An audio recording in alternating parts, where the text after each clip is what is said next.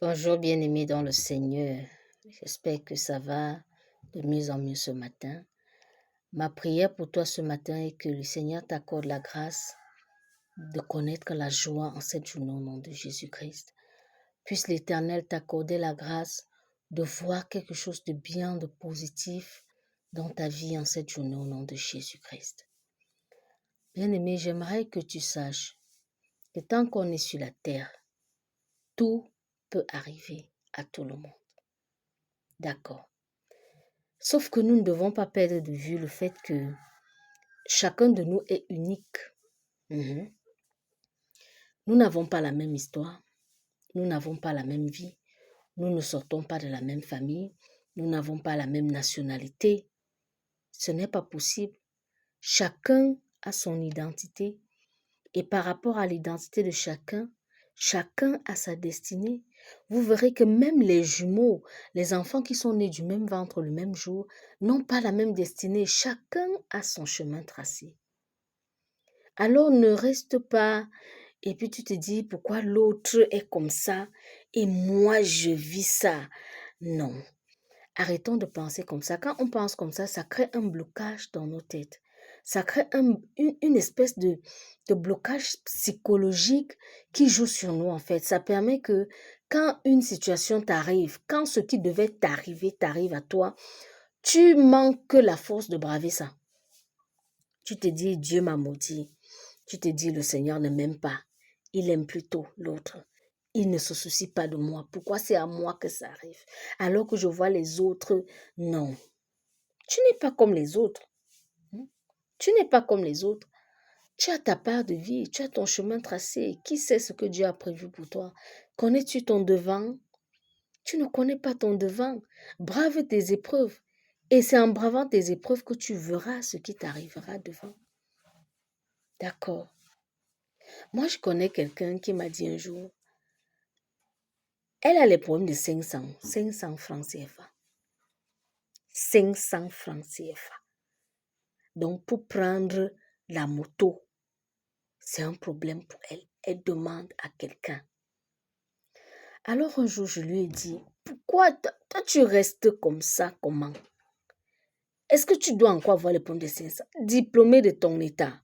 Tu as les problèmes de 500. Tu n'as même pas un petit job que tu peux faire quelque part. Vous savez ce qu'elle m'a dit? Elle m'a dit qu'elle ne va pas faire un petit job. Pourtant, elle a eu un job quelque part où on lui proposait 40 000 le mois. Je lui ai demandé, mais pourquoi tu ne commences pas par là? Elle me dit que non. Ah, je ne peux pas moi faire le genre de job là. Je lui ai dit, tu ne peux pas faire ça comment? Elle dit que non, elle veut seulement travailler. Elle vise les hauts lieux. Elle veut travailler dans les hôtels prestige.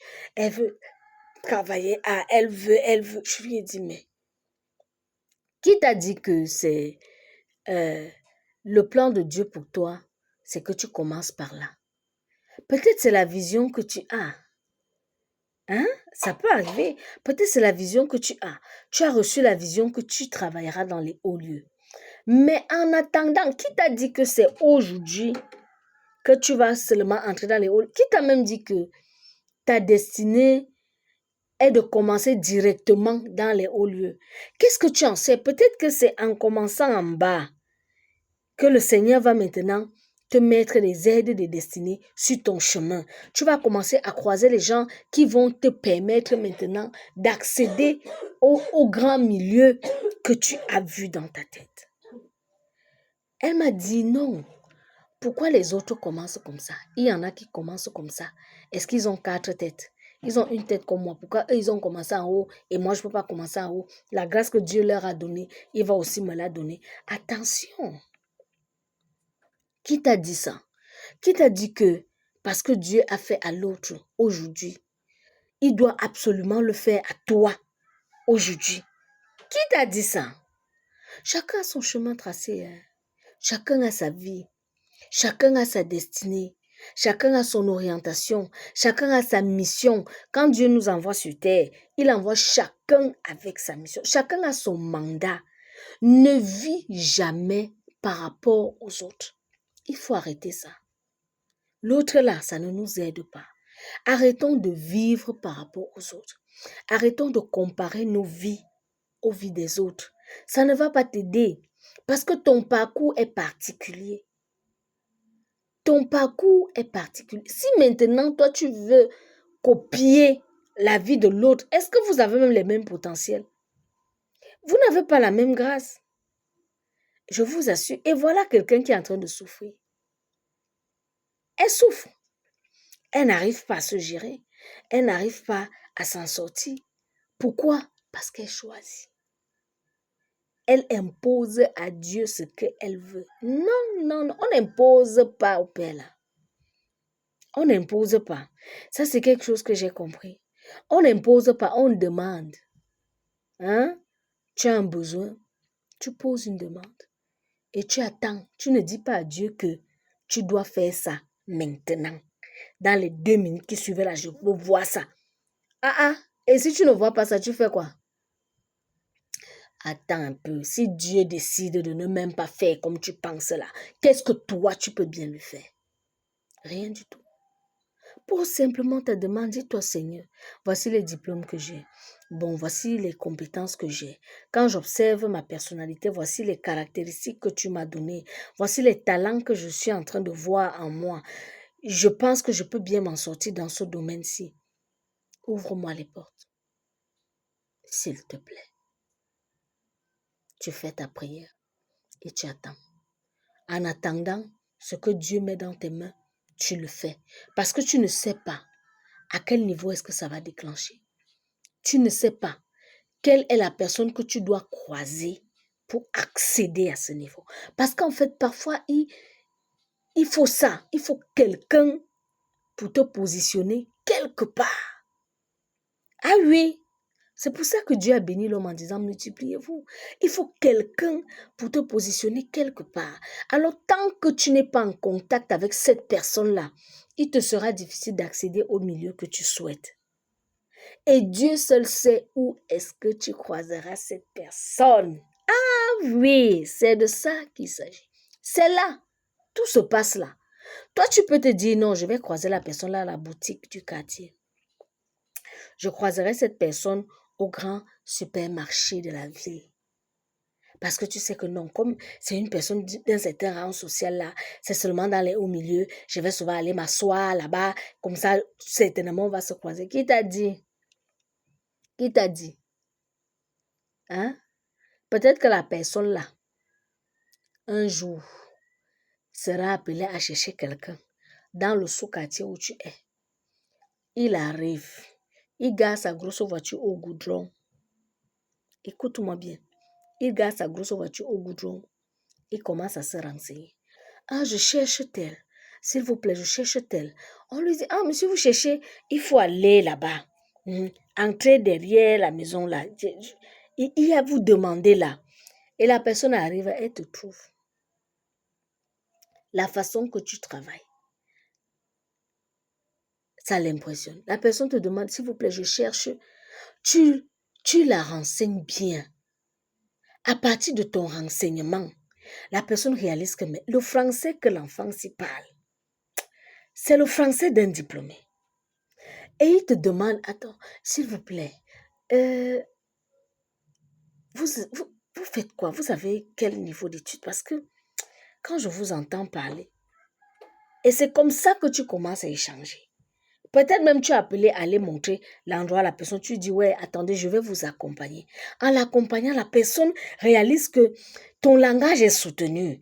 Alors, il commence à te poser les questions sur tes qualifications. Et c'est comme ça que tu lui présentes ton niveau. Il dit, mais dis donc, pardon, vous pouvez, est-ce qu'on peut se revoir après? Il te passe sa carte de visite. Quelque temps après, tu l'appelles. Tu arrives dans son domaine. Dans son bureau, c'est là où tu réalises que, donc le père, c'est la même, est comme ça. Tu arrives là-bas, vous causez, et il te dit justement, on a besoin de quelqu'un comme ça là. Et bang, c'est parti. Voilà comment ta vie a décollé. Je dis que c'est comme ça que ça a décollé. Et tu te retrouves en train de glorifier Dieu. Tu peux même être en train de pousser. Tu fais ton pouce-pouce au marché. Moi, j'ai souvent vu des histoires comme ça dans les films nigériens là. Ce n'est pas toujours. Vous pensez que les gens qui sortent les films là, ils prennent ces inspirations. Il y en a qui sont tirés des faits réels. Hein. Ah oui, il y a des films qui sont tirés des faits réels. Quelqu'un est au marché en train de pousser sa brouette sous le soleil. C'est comme ça qu'il pousse la brouette, il passe devant une voiture et puis le gars, il l'appelle par son nom. C'est un ancien camarade de depuis, il dit que, oh ya, c'est comment? Tu fais quoi ici? Oh, je suis en train de pousser. Ah bon, viens là-bas, on prend une quelque part là. C'est comme ça qu'il prend son ami. Il s'asseye quelque part. Dans la causerie, il réalise qu'en fait, son ami qui pousse là, c'est un gars bien.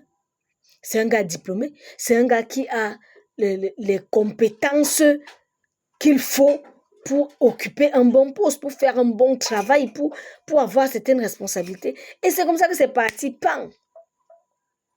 Il lui dit, frère, est-ce que tu sais même que je te cherche depuis? Depuis que je te cherche, depuis que je suis revenue au pays, je demande. Personne ne connaît. Aïe, Dieu est fort. C'est ici que je suis venue te trouver. Je suis content, je t'ai trouvé. Je te cherche depuis. Imaginez un peu. Si le gars là maintenant ne prenait pas sa brouette pour aller au marché, pour chercher ses 50, 100 francs, parce que la brouette ne donne même pas grand-chose. Pour travailler 2000, il faut pousser beaucoup. Pour avoir 2000 la journée, il faut beaucoup travailler. C'est des gars qui souffrent, qui travaillent. Imagine donc, si celui-là n'avait pas pris sa brouette, il aurait croisé son ami si où? S'il était resté chez lui, dit que non, je ne fais pas le genre de travail là. Je ne fais pas la qualité de travail là. Il est dans son coin. Il allait le croiser où? Et sa vie allait décoller comment? Alors que voilà un contact que Dieu avait prévu pour le lancer. Mais pour croiser ce contact, il a fallu qu'il prenne la brouette et qu'il aille au marché pour travailler les 50-50. Pourquoi parfois on ne veut pas commencer par les choses les plus élémentaires? Pourquoi on ne veut pas parfois commencer en bas? On veut seulement mourir. On veut mourir. Quand c'est fort, tu dis que non, je ne suis plus là. Tu veux te suicider. Tu veux abandonner. Tu veux chercher les chemins compliqués pour arriver. Tu ne veux pas braver ça. Tu ne veux pas.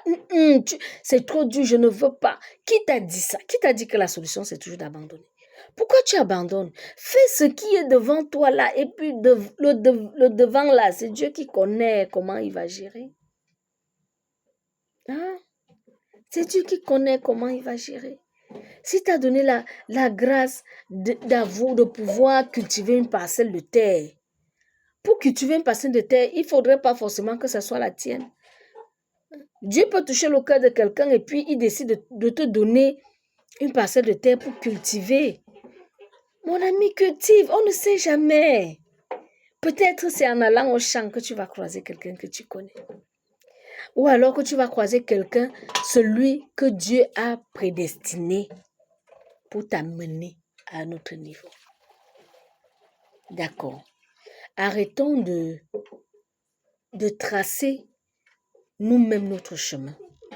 Tu te dis, voici comment ma vie va marcher. Aujourd'hui, je vais avoir ça. À midi, je vais manger ça. Le soir, voici ce qui doit m'arriver. Demain, voici comment je dois être. Qui t'a dit? Où tu es assis là, tu connais même ce qui va t'arriver dans 2 minutes. Je ne parle même pas de demain. Je dis dans 2 minutes, sais-tu ce qui va t'arriver? Tu ne sais pas. Pourquoi? Ça, c'est des blocages qui nous dérangent. C'est des blocages inutiles. Moi, j'appelle ça des blocages inutiles. Parce que tu ne connais pas ton demain. Non. Tu ne sais pas. Tu ne sais pas. Bravons les épreuves. Bravons les étapes. Vous entendez? Je vous raconte encore une petite histoire. Une petite phase de mon témoignage, d'accord? Quand j'arrive à l'hôpital, j'étais brisée de partout, comme je vous ai toujours dit. Alors, on me met sur un lit. On me met sur le lit. On m'a donné le genre de lit que quand on tourne, ça peut monter, ça peut descendre pour permettre que de temps en temps, que je ne sois pas toujours comme ça, que de temps en temps, on me soulève un peu comme ça là. On tournait ça au niveau des pieds là. Et puis le lit montait, je pouvais être comme ça. Et quand je suis déjà fatiguée, j'ai les vertiges, on baisse encore, je suis sur le dos. Quelques jours après, j'ai développé les escarres à l'hôpital. Sur les 2 fesses. Ceux qui ne connaissent pas ce que c'est que les escarres, c'est comme des plaies, comme des égratignures, donc c'est des blessures, mais des blessures pas profondes. En tout cas, quand ça commence, non. Et quand ça commence, ce n'est pas profond. Le genre qui ronge la chair des dents, là, non. Ce n'est pas le genre là. Mais c'est des plaies en haut, comme je dis que... Si je vous envoie les photos là, non. Peut-être que quelqu'un aura la chair de poule. J'ai développé ça sur les 2 fesses. L'escar est une plaie qu'on ne bande pas. On ne bande pas l'escar. Ça doit sécher à l'air libre. C'est l'air qui doit faire sécher ça. Du coup, quand tu as les escars, tu ne peux pas te coucher sur la plaie des escars. Ça ne va pas donner. Alors, le corps médical a décidé qu'il fallait qu'on me retourne. Donc, qu'on me mette sur le ventre. C'est comme ça qu'on m'a retourné. Pour me retourner même, je sais même qu'ils étaient combien. Ou ils étaient 7. Ou ils étaient même combien. Ils étaient très nombreux parce que il fallait, déjà même mon corps qui était pilé là, avec les fixateurs externes et tout, il ne fallait pas bouger ça, il ne fallait pas que ça quitte. Il ne fallait pas. Donc, il fallait 2 personnes pour porter mon pied gauche. Au moins une personne pour tenir mon pied droit. Il fallait 1 ou 2 personnes pour porter mon bras. Il fallait d'autres pour tenir le torse. Parce qu'en fait, il devait me soulever au même moment et me retourner. Donc non seulement il fallait être fort, il fallait aussi être très, très stratège. Alors ils sont venus, le major est venu avec tous les infirmiers qui étaient là. Ils se sont positionnés sur moi. Il a compté. Il leur a dit, on va à 3. 1, 2, 3. Ils m'ont décollé. Ils m'ont retourné avec, j'ai dit que avec tact, doucement, parce qu'il ne fallait même pas qu'une partie fasse un genre. On m'a mis sur le ventre. Pour que les fesses soient à l'air libre, qu'on puisse aussi en même temps soigner les escarres. Bien-aimé dans le Seigneur, j'ai fait 1 mois, jour pour jour, 31 jours, le mois de janvier, tout le mois de janvier, je l'ai passé sur le ventre. J'ai dit, comme ça, j'étais couché comme le lézard. Le lézard même, il peut bouger la tête comme ça. J'ai dit sur le ventre. Parce qu'il fallait libérer les escarres. Non seulement tu subis les douleurs des fractures, tu as les douleurs des plaies profondes. Maintenant, les escarres ajoutent leur part de douleur. Parce que l'histoire a fait mal. L'histoire qu'on appelait escarres là. Les escarres ajoutent leur part. Comment? Tu es couché là. On était obligé de me faire passer les produits maintenant par voie orale. Parce qu'avant, on m'injectait tout dans le bras, comme je vous avais dit. Là, maintenant, on est passé par voie orale. Et quand tu es couché comme ça, tu ne peux pas te redresser parce que le dos ne va pas bien. La nuque ne va pas bien. Il n'y a que le bras qui peut un peu... Et même jusque-là, ce bras n'est pas très fort. Parce que lui aussi, il avait des problèmes, il n'était pas très fort. Donc, je soulevais juste la tête un peu comme ça, là. Un peu comme ça. Du coup, il fallait écraser des médicaments.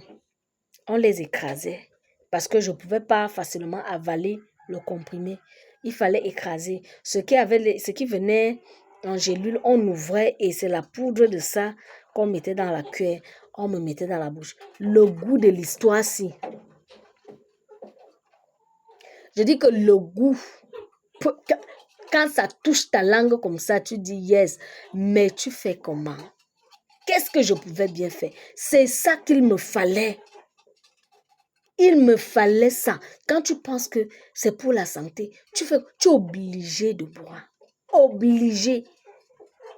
Tu réfléchis que non, ici, il y a mon antidouleur. Si je ne bois pas ça maintenant, oh, ce qu'elle veut sentir, tu es obligé. Ici, il y avait d'autres produits, là, j'oublie même les noms. Pour que ça ne pourrisse pas. Pour que les plaies ne pourrissent pas. Pour que, je dis que, tu fais comment? Tu es obligé de boire. Tu es obligé de boire.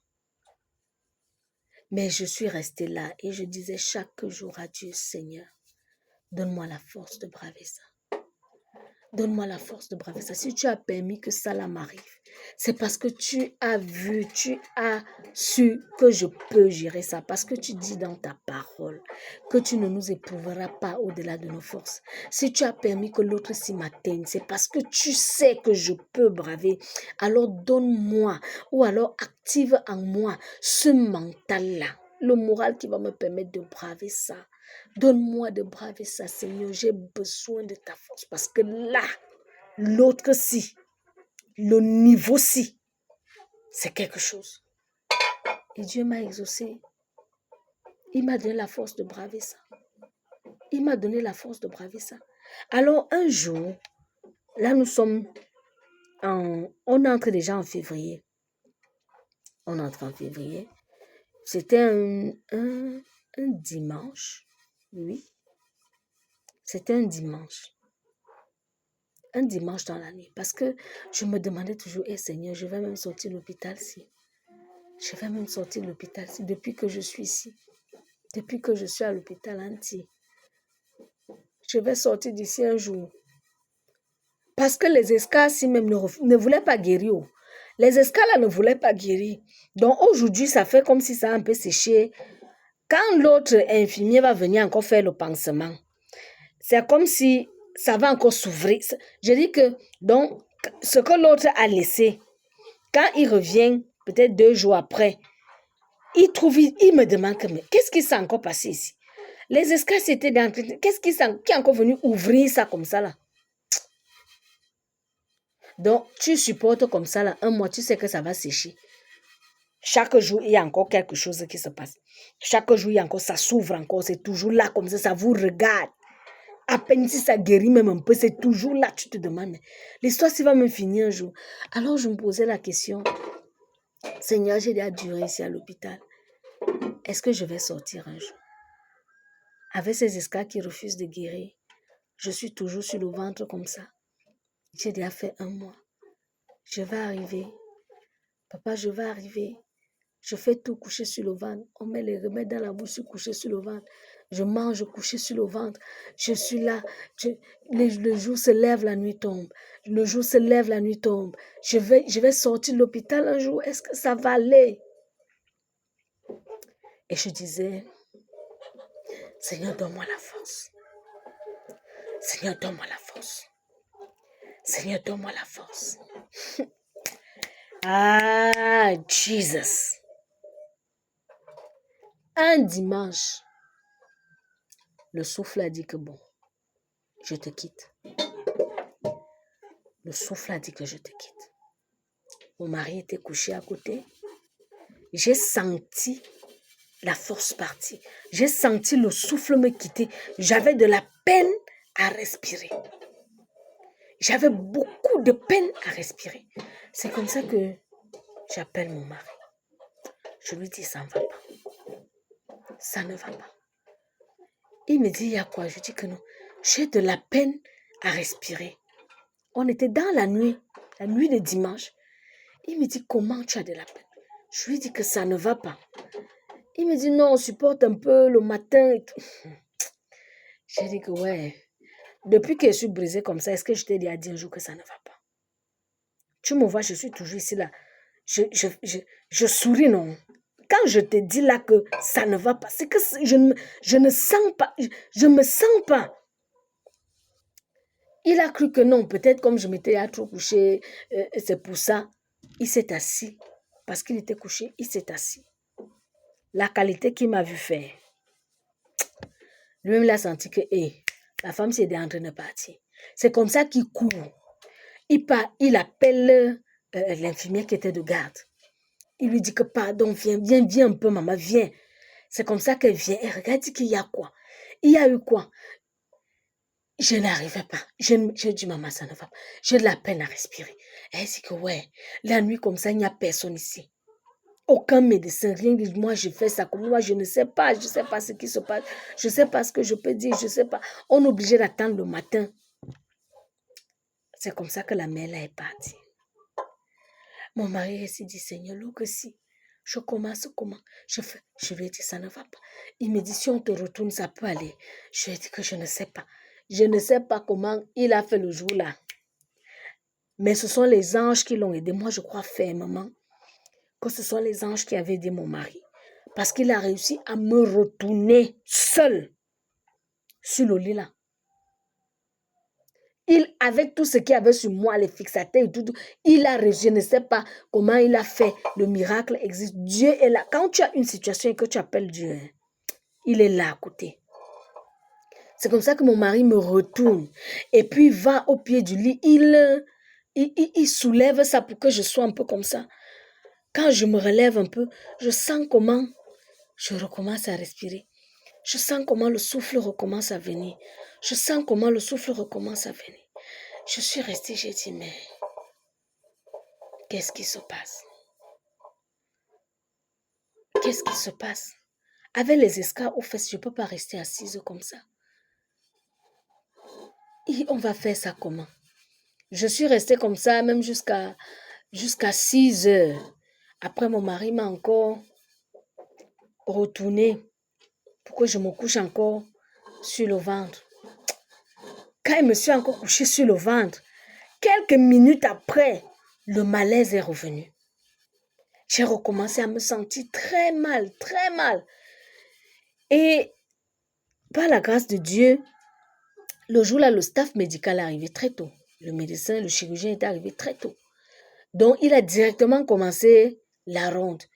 Et quand il arrive à 6 heures, l'infirmière qui était de garde lui relaie l'information que il y a Madame Chinda qui n'est pas bien. Toute la nuit même, elle a de la peine à respirer. C'est comme ça qu'il immobilise donc tout le staff de l'hôpital et ils ont commencé par ma chambre.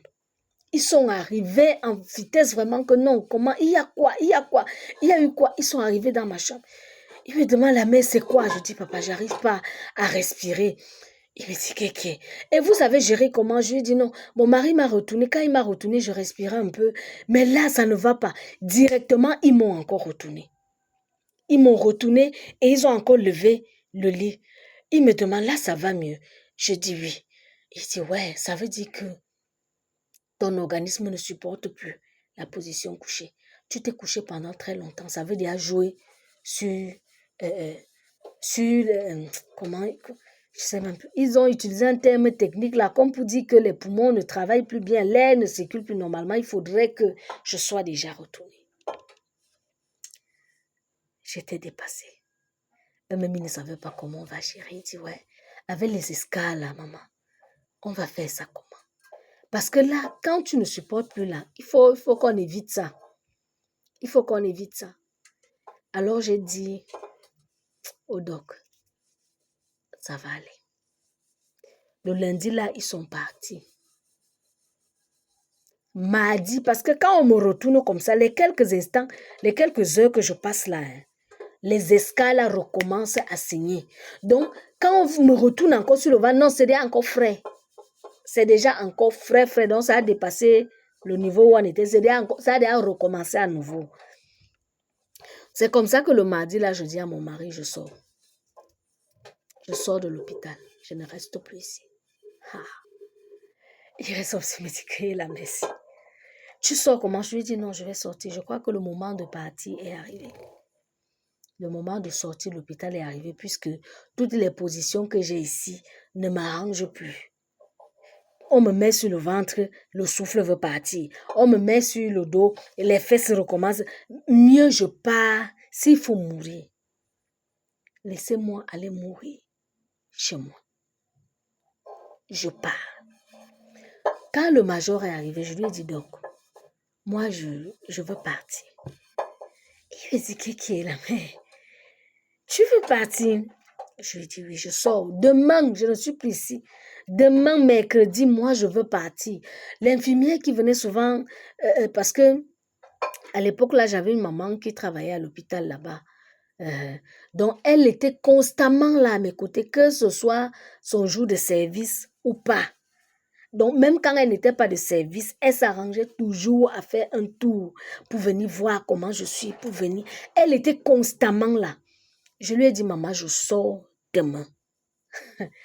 Et elle me dit que, si tu veux déjà partir, ça dépend de toi. Hein. Ça dépend de toi parce que quand le malade n'est plus à l'aise, tout ce qu'on fait là, ça ne peut pas marcher.